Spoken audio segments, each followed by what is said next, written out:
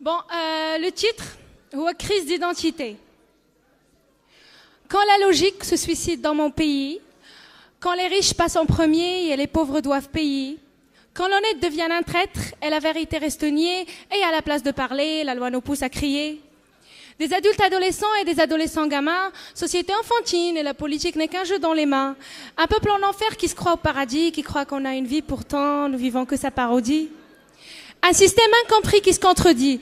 Dites-moi comment aimer un pays noyé dans le crédit. Tout le monde veut le changement, mais personne n'est prêt pour changer. Un peuple corrompu devant l'argent rompu qui ne sait que déranger. La religion est devenue une culture, chez nous tout est mélangé. Écoutez, ce soir, personne n'est pour la paix, je suis ici que pour me venger.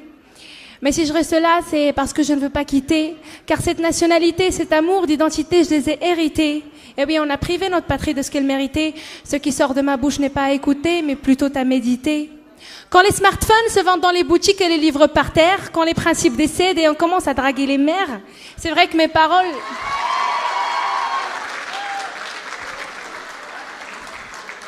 C'est vrai que mes paroles ne sont pas pour plaire, c'est de l'art, il dérange, il est tout doucement révolutionnaire.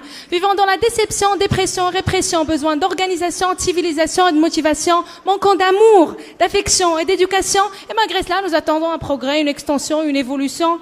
Alors que chez nous, on se soigne chez soi et on meurt dans les hôpitaux. Et si tu ouvres ta gueule, je t'assure, on te la casse avec un marteau.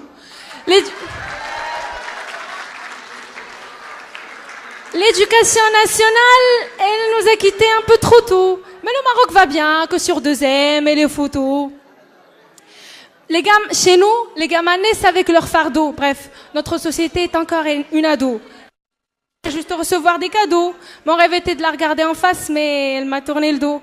Mais je vais pas quitter, car cette nationalité, cet amour d'identité, je les ai hérités. Et oui, on a privé notre patrie de ce qu'elle méritait. Écoutez, ce qui sort de ma bouche n'est pas à écouter, mais plutôt à méditer. Je parle d'un pays où on ne connaît que le couscous, où les étudiants ne réussissent pas, mais on les pousse. Je parle d'un peuple qui vit toujours en brousse. Je parle d'une patrie qui a besoin de nous tous. Je parle du Maroc, le pays des libertés. La liberté d'expression, la démocratie sont des leçons à dicter. Des phrases et des citations, on les apprend le matin pour les réciter. Mon Maroc est le pays de l'indépendance et la lutte. On a tous étudié ça dans le cours du mythe. Mon Maroc, c'est le développement, l'urbanisation de la pauvreté. On a le TGV, l'ONSF, on est chic, très beau à regarder. Mais je vois de l'espoir quand je regarde mon drapeau. Il y a le vert, il y a le rouge, quand même. C'est le sang qui coule sous la peau. C'est pour ça que je vais lutter. Bien sûr, pas comme les autres qui donnent des leçons aux autres pour les autres. Ils se montrent d'accord alors qu'ils sont tous contre. Ils nous rassurent en disant ce pays est le vôtre. Vous êtes la porte qui porte l'essor. C'est votre sort d'avancer, agissez. Mais laissez-nous passer, recommencer, effacer ce présent, c'est passé. On a la force de foncer, à fond, c'est fausseté, à force de rester silencieux, soucieux. Non, nous sommes pas vicieux, nous sommes si précieux. Je ne sais pas si le futur nous attend ou nous l'attendons, mais en attendant, si je suis un peu pessimiste, je vous demande le pardon. Merci.